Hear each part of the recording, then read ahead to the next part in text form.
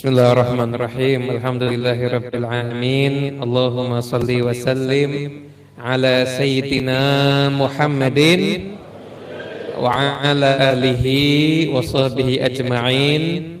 Assalamualaikum warahmatullahi wabarakatuh.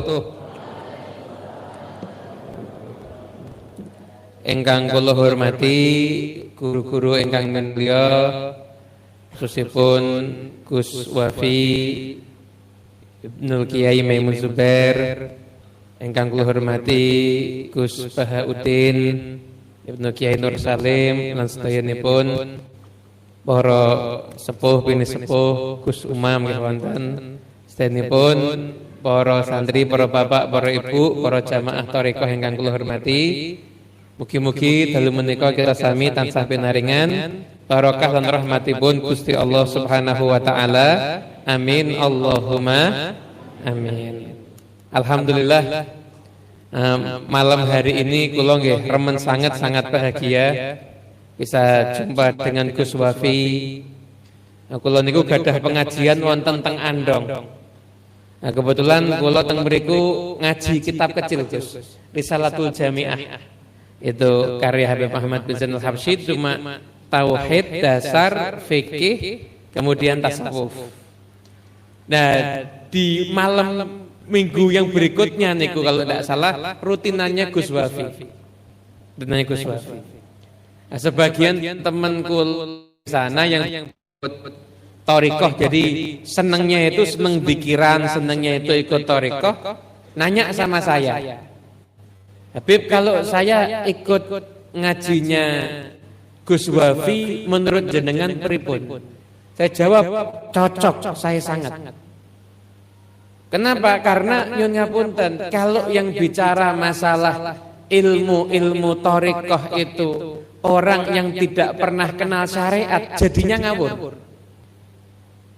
Tapi kalau sudah ada orang yang kenal ilmu syariat, berguru dengan sanad yang jelas, bicara masalah thariqah, niku berarti sudah berada pada jalur rel yang benar. Itu saya bilang, kalau bisa jenengan ikut ngaji. Kalau belum mau ikut, misalkan ada beda dan sebagainya, belum mau ikut dulu, monggo. Tapi yang jelas jenengan mulai ikut ngaji. Siapa tahu setelah ngaji akhirnya ikut yang selanjutnya. Alhamdulillah kula nggih remen sanget saged panggih kalih Gus Baha. Terus terang niki saya ini dipeseni sama banyak Habib dari Pasar Kliwon. Kalau mau ketemu Gus Baha minta diajak. Kalau mau ketemu Gus Baha itu minta diajak. Jadi kapan-kapan daripada saya membawa Habib sak Pasar Kliwon ke Narukan kan repot akhirnya. Nah, bebek kapan-kapan Gus Baha mau saya bawa ke rumah saya kumpulkan sama Habib-habib insyaallah. Alhamdulillah. Ya, supaya perkumpulan pokoknya ini saya tidak niat ngaji, tapi saya niatnya silaturahmi mawon nggih. Nah, soalnya niki prinsipipun nggih. Niki nek kula tak gaya untuk tawadhu sithik niki. Idza ja'al ma batalat tayammum. Kalau sudah ada air ya berarti enggak boleh tayamum, ya langsung wudu dan mandi. Kula niki jadi debu mawon. Cuma ya alhamdulillah kadang-kadang debu itu masih kanggo. Kenapa? Buat yang habis dijilat sama anjing. Jadi ya alhamdulillah rodok kanggo insyaallah. Itunya kitab itunya. Akhirnya para bapak, para ibu ingkang kula hormati, tadi di depannya Gus Baha ada kitab ya kula tak nggawa kitab juga. Tadi Gus Baha terangkan masalah ihya, dan memang masya Allah para sanad para romo kiai itu kan itu cinta dengan kitab ihya, dan subhanallah memang para habaib pun juga berada di jalur yang sama. Ya dengan kalau ke tempatnya para habaib yang peninggalan habaib sepuh terdahulu, seperti jenengan Kang Gresik, peninggalannya Habib Abu Bakar Gresik, itu pengajian rutinnya yang ngajinya ihya. Setahun sekali kalau hal dihatamkan. Jenengan kalau ke Pasuruan, tempatnya Habib Ja'far bin Syekhon dulu. Habib Ja'far bin Syekhon itu gurunya Kiai Hamid. Tempatnya Habib Alwi bin Segaf As-Segaf. Niku gurunya Kiai Ahmad Jufri, gurunya Kiai Murtadho yang mendirikan Pondok Besuk. Itu ngajinya juga Ihya. Ini kan ke Solo ke tempatnya peninggalan Habib Alwi, Habib Anis, ya sami. Di sana juga ngajinya kitab Ihya. Dan memang para ulama itu menyatakan ciri-ciri ulama dunia, ulama su itu tidak senang sama kitab Ihya. Kenapa? Karena aibnya dibongkar di situ. Jadi ulama su itu kalau kitab Ihya wanyel boting. Kenapa? Aibnya dibongkar di situ. Ciri-cirinya begini-begini niku. Kan bab ulama su niku kan panjang niku di kitab Ihya niku. Ya enggak pernah ulama enggak bisa jadi roto aman sih. Roto aman niku. Masya Allah kitab Ihya niku memang benar-benar kitab idola. Kula juga jadi baca ya, karena yang ikut santri yang sudah paham ya enggak usah dijelaskan. Nah, tahsilul hasil nggih. Yang belum paham baru dijelaskan. Nah, di antara kitab Ihya niku Imam Ghazali niku memang konsepnya niku luar biasa. Dan subhanallah para Habib niku dari dulu pegangan cepengan kali kitab Ihya niku luar biasa. Niku wonten Habib naminipun Habib Abdullah bin Umar bin Yahya. Pendapatnya sering dikutip teng kitab Bughiyah niku. Itu pernah beliau keponakan dan murid saking Habib Abdul bin Husain bin Thahir ingkang nyerat kitab Sulamut Taufik. Nah, itu kakak beradik Habib Abdullah bin Husain bin Thahir itu ulama besar, kakaknya Habib Thahir bin Husain bin Thahir juga ulama besar. Ini beliau Habib Abdullah bin Umar bin Yahya ketika ditanya, "Gimana keadaan pamanmu?" Niku jawabipun, "Takhalla 'anil muhlikat wa tahalla fil munjiyat wa wasfuhu al-ihya wa ziyadah." Kalau ditanya sifatnya jeneng rupul muhlikatnya di kitab Ihya, takhalla enggak ada. Rupul munjiat tahala ada di situ semuanya dan sifatnya Ihya bahkan lebih daripada itu. Quran itu memang ibadahnya luar biasa, nulis kitabnya ilmunya juga luar biasa. Jadi intinya pun kalau saya mau membahas tak, sebenarnya para habaib dan kiai niku masyrabun walau kan ala mahim syatta.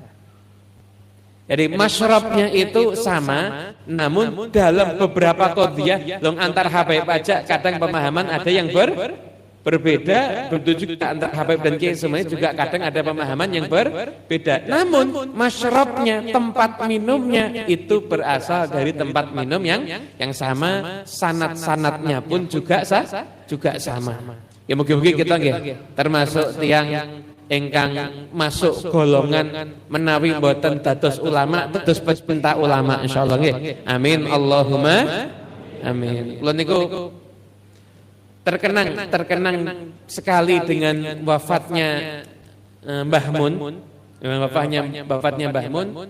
Kanten beberapa hari sebelum Mbah Mun wafat niku di awal Dzulhijjah. Niku kula mulai ngaji kitab Al Ulama Al Mujaddidun. Ya saya dapat dari Mbah Mun ketika sowan pernah kiriman dari Gus Bahak juga dapat kitab Ulama Mujaddidun. Itu saya sama santri kumpul, ayo kita sekarang ngajinya ini.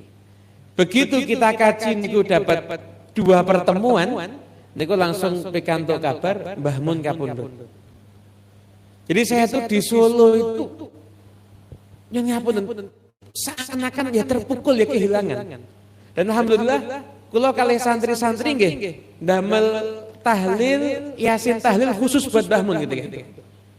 Khusus buat Mbah Mun kita buat yasin tahlil. Karena kita begitu kehilangan dan kepergian beliau. Ulama yang memang benar-benar sudah yang kalau kita lihat sifat ulama al-akhirah ngitung mriku sedaya. Sifat ulama al-akhirat ada pada beliau semuanya. Mbah Mun itu kalau mau cari pangkat, cari kekayaan, nyun ngapunten ndak tinggal di sarang. Sarang itu bandara ndak ada. Loh, nggih napa nggih? Stasiun wonten. Mboten wonten. Saya ndak pernah jurusan stasiun. Mbah Mun itu kalau mau cari dunia, tinggalnya ndak di sarang. Kalau mau cari dia tinggal di Jakarta kira-kira yang mengasih tanah hektar-hektaran banyak napa mboten? Kathah napa mboten? Kathah tapi ya memang enggak cari dunia. Enggak cari dunia. Tinggal di tempatnya sarang-sarangnya pucuk wis perbatasan sama Tuban. Saya pernah niat musowan Mbah Mun itu ke Belasu. Saya cari jalan keranten supirku wekdal niku ya rada enggak ya. Mau ke tempatnya Mbah Mun lewatnya Randu Blatung Blora. Niku dalane Masya Allah mujahid tenan niku. Tirakat tenan. Subhanallah sudah sampai kota, sudah sampai Rembang. Kalau waktu itu mau ngaji di Juwana Pati. Sudah sampai Rembang, alhamdulillah sudah sampai nanya-nanya tempatnya Mbah Mun di mana? Diketawai sama orang. Jenengan ke sana terus. Terus ke sana nggih. Sampai berapa lama? Kinten 1,5 jam. Loh, masih 1,5 jam ternyata. Niku pun dugi Rembang niku kula perdana dari sana sudah 8 jam gara-gara keblasok niku wau. Akhirnya keranten kula sampai itu. Ya pokoknya niku itu. Wahyudi, Mawali itu kok terus anu Beb kalau sudah maghrib sudah ndak terima tamu padahal saya sampai di Rembang itu salat itu setelah 8 jam itu jam 5. Akhirnya mboten saged sowan bisa ketemu, alhamdulillah pernah ketemu di majelisnya Habib Syekh, tapi tidak kanggo lagi wonten santri kau tuh jenengan datang ke rumah kan ketemu jenengan. Cuma ini saya ajak lagi pengen ketemu. Kenapa? Yang ketemu dulu tidak sah. Kenapa? Belum viral, jadi belum sempat foto katanya gitu. Nah, saya waktu itu ketemu sama Mbah Mun empatnya Habib Syekh, cuma tidak sah karena baru musafahah. Akhirnya ketemu waktu diundang sama Gus Ubab di Al Anwar 2 niku, akhirnya bisa sakit ketemu. Alhamdulillah. Nah, dari para bapak ingkang kula hormati, iki nggih kula lajeng ngaji mawon. Saya tadi tertarik subhanallah.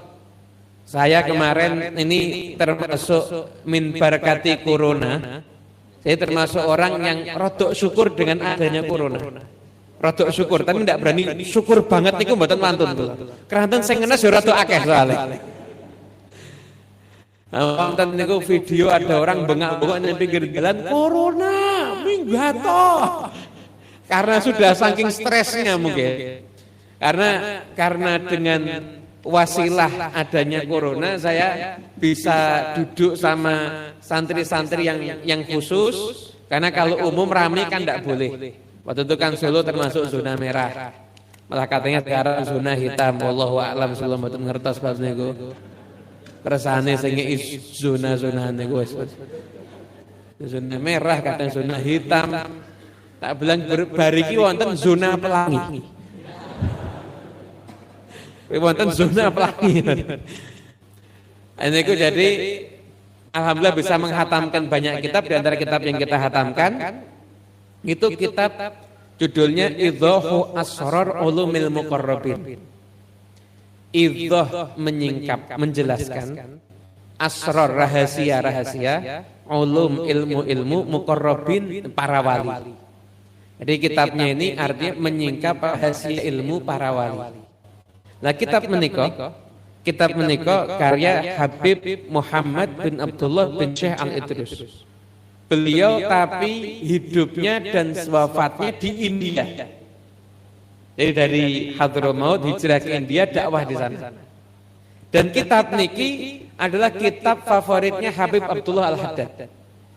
Habib Abdullah Al-Haddad niku ingkang damel Ratib Haddad nika itu baca kitab ini kemudian kalau hatam diulang lagi, hatam diulang terus begitu. Dan memang kitabnya Habib Abdullah Haddad niku memang ada maziah tersendiri. Ada maziah tersendiri. Niku wonten tiyang dari Eropa, Gus. Niku ngaji sempat ngaji di Tarim, kemudian nerjemahkan kitabnya Habib Abdullah Haddad. Dia milik kalau nggak salah di salah satu negara di benua Amerika nggak salah.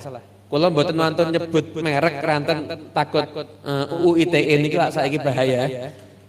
Itu dari salah satu negara Eropa atau negara Amerika niku berdakwah jatahnya ngaji itu sama orang-orang penjara.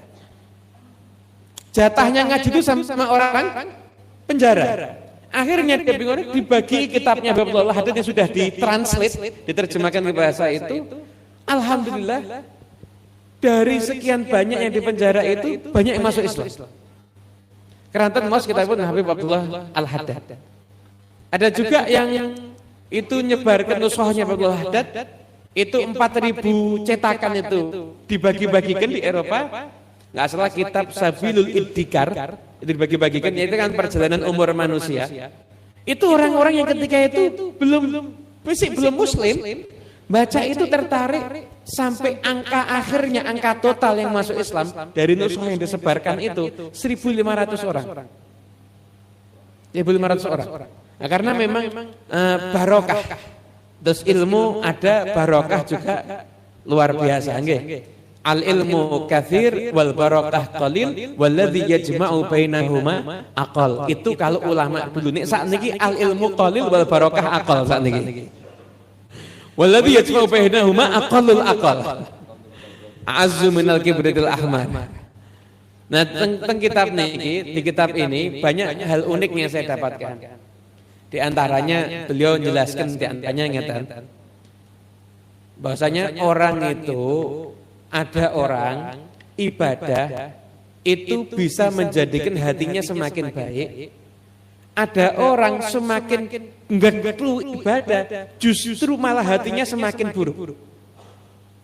Yon ngapunten, wonten tiyang niku semakin kelihatan dia itu beragama, itu kadang-kadang semakin kelihatan, mohon maaf, kelakuannya kan kurang baik, nggih. Kadang-kadang kan seperti itu. Kadang-kadang seperti itu, tidak semuanya nggih. Kadang-kadang seperti itu. Jadi sudah dijelaskan sama beliau. Tiang niku kalau masih kondisi hatinya itu masih hati yang buruk. Itu ibadahnya yang paling utama bukan memperbanyak sholat sunnah, bukan memperbanyak dia ngaji, bukan. Ibadah yang paling utama itu ibadah yang bisa menghancurkan hatinya. Kumpul sama tiang melarat. Walaupun saat niki paling gampang dipraktek, soalnya mesti koncone melarat kabeh soalnya. Atau melakukan sesuatu yang dia itu gengsi, tapi itu dilakukan. Jadi dia datang ke pasar mungkin, pokoknya hidup sebagaimana biasanya orang. Kaman nasihati orang-orang biasa, jadi tidak mengeksklusifkan diri dengan ahli ibadahnya itu justru yang bisa menjadikan hatinya itu semakin bagus. Bisa menjadikan hatinya itu semakin bagus. Itu diterangkan sama beliau. Nah, di kesempatan kali ini, ini waos kula terjemah nggih.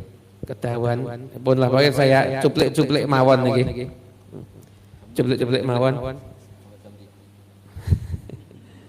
Sekalian sahur nggih, poso Senin. Teman sampai jam 3 nggih, mungkin dilajengaken Gus Wafi mungkin. Jadi Bapak ingkang kula hormati, di sini di kitab ini beliau menjelaskan fa'alaika ya ayyuhal bi tariqil mukhlisin as-shadiqin. Jenengan ayo ikut jalannya orang-orang yang ikhlas, orang-orang yang shadiq, yang beneran.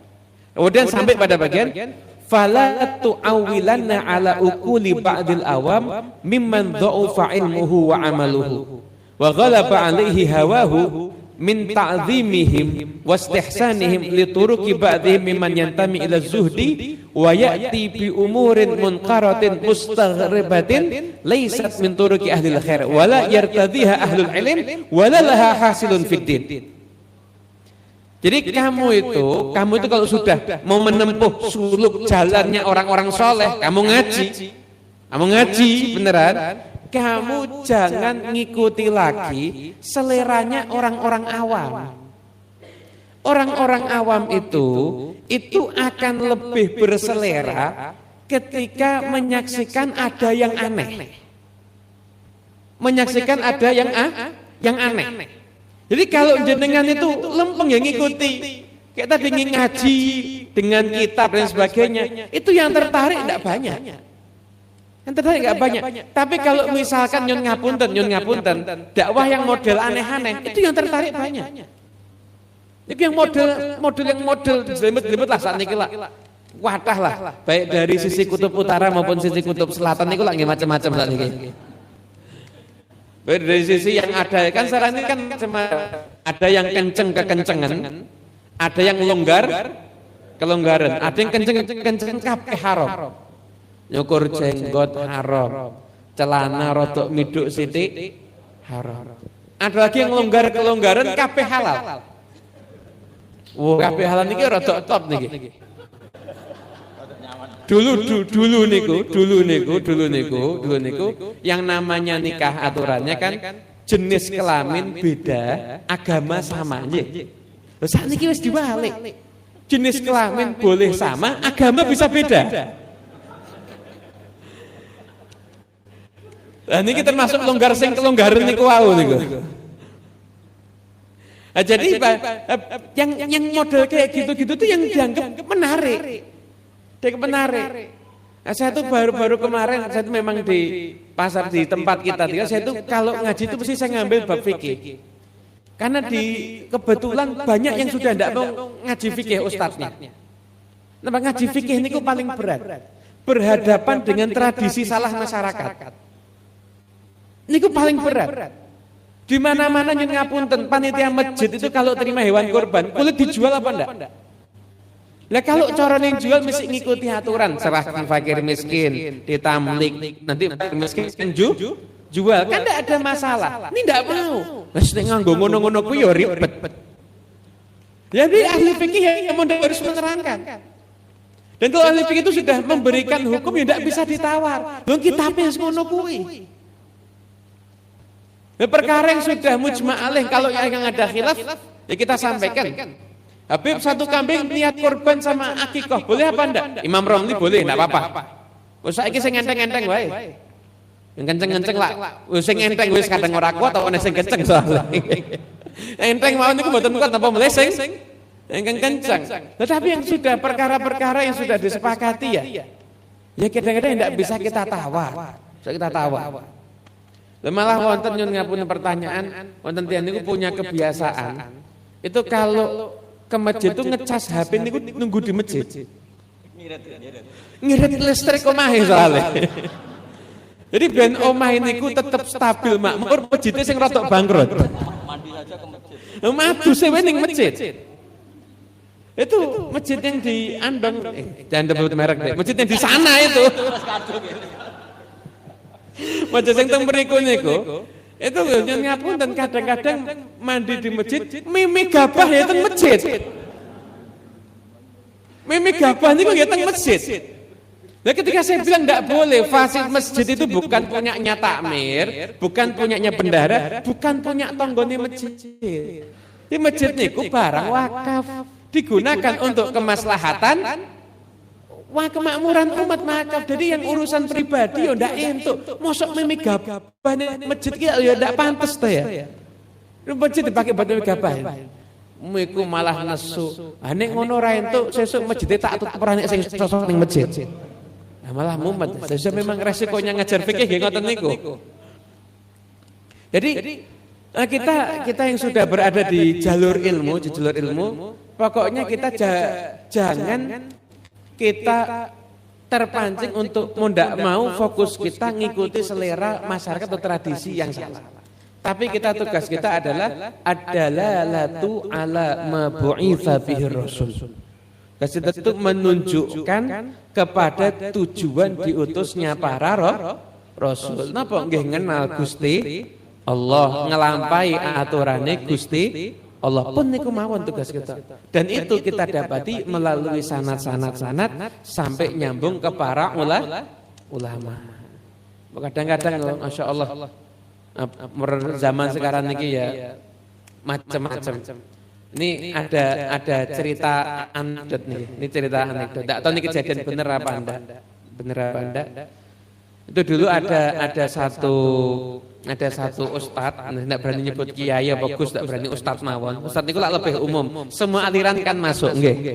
Nek kiai atau gus niku mung sak aliran tok. Nek ustadz niku semua aliran masuk biasane. Semua ormas masuk nek ustadz niku. Apa syekh niku semua ustadz masuk. Wonten syekh yang ngoten niku gadah pondok pesantren. Santri diundang mungkin tahlilan tempatnya tetangga sebelah.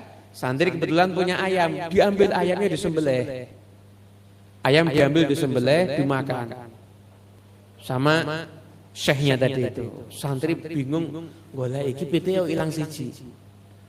Nah, ketika santri bertanya-tanya terjadi kasak kusuk, ustadz ngomong, syekh niku ngomong, kowe ojo protes. Lillahi ma fis samawati wal ardh. sedaya sing teng bumi teng langit niku kagungane pangeran. Ndak boleh protes. Oh nggih, ilmu masuk, transfer ilmu niku. Nah, kemudian ustadznya seminggu kemudian undangan pengajian murah atuh ke Sumatera 3 hari. Santri kebetulan jatah makan rodok berkurang, ditinggali beras rodok sithik. Lah, kebetulan ustadznya sing dibaro niku wedhus. Ya akhirnya wedhus dijiko dibeleh mayoran. Sing dipilih sing wedhus sing paling gede dhewe. Selesai ustadznya datang hari kesekian, loh wedhuse kok ilang siji sing gede dhewe. Kumpulkan santri semuanya. Sapa sing nyolong wedhusku? Jawabannya simpel, ngapunten Syekh, ngapunten Ustaz, lillahi ma fis samawati wal ardh. Semua yang di langit dan di bumi itu miliknya Gusti Allah. Kalau Ustaz tapi nek wedhus yo kegeden dul. Intine pun niku saya ditanya Habib itu termasuk aliran apa? Niku bukan termasuk aliran sesat, niku aliran sesaat niku. Sesaat edan niku. Jadi kembali lagi ke to the point, ke pembahasan. Intinya memang mau jadi pendakwah, mau hidup yang lurus di tengah-tengah masyarakat yang masih begini niki, yang masih apalagi sekarang niki era medsos. Orang itu kalau dengar nama Habib atau Kiai, itu bayangannya bukan Hatam Fathul Mu'in dulu, Gus. Bayangannya niku subuh ngobati wong kesurupan. Jenengan mesti kan pernah disowani dengan ngobati wong kesurupan, mesti pernah niku.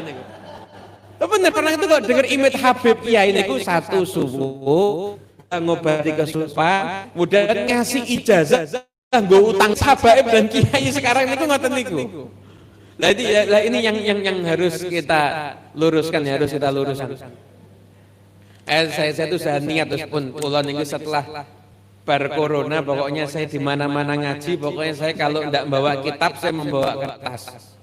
Persane wong ngrungokke apa sak karepmu, pokoknya saya mau menyampaikan ilmu. Kenapa? Karena kalau kita ndak membiasakan tradisi baca kitab begini, ngapunten kalau sekedar mubalek kabeh iso. Dari mubalik semuanya bisa, tapi kalau wani maca kitab lagi sing rada angel. Ya bukan untuk sombong, tapi untuk menghidupkan tradisi keilmuan. Jadi nanti kita ingin mungkin setelah kita ndak ada, maka kenangan orang terhadap kita adalah ya ulama itu ya yang ngaji kita. Karena memang tadi itu benar yang dari Pak. Kita ini kalau ngadepi wong kampus ya rada angel. Yang namanya dunia keilmuan itu di pesantren dianggap hebat, kita itu kalau bisa nukil pendapatnya ulama lain. Pendapatnya ulama itu yang dianggap hebat. Tapi kalau di kampus itu gitu enggak hebat. Plagiat. Yang hebat itu yang menurut saya. Padahal enggak ada yang mau nurut sama dia, kan repot ini. Enggak ada yang mau nurut sama dia, kan repot ini akhirnya. Lah, Anda bayangkan kalau semua barang urusan agama niki pakai menurut saya repot apa enggak? Cara wudu iso beda-beda lho akhirnya. Nek cara kula sing ngentut mburi ya sing diusap mburi ya aja rai. Lho itu kan menurut saya niku akhirnya. Tapi kan akhirnya karena kita ini kan dikawal dengan ilmu dikawal oleh para ulama, akhirnya kita berjalan ngikuti sanadnya para ulama. Beruntunglah jenengan yang menjadi murid dari guru kita Kiai Maimun Zubair. Kenapa? Karena beliau secara sanad keilmuan dengan guru-gurunya niku jelas. Bahkan bukan cuma sanad yang beliau dapatkan, ittiba, beliau pun juga peneladanan yang luar biasa kepada para pendahulunya yang soleh. Semoga Allah munculkan penerus Kiai Maimun Zubair dari putra-putranya, dari murid-muridnya, dari pecinta-pecintanya, dan penerus semua para ulama yang lainnya. Saking kula cukup semanten, mboten sah jangan panjang. Kalau bahasa Gus Koyum makruh mughaladzah nih.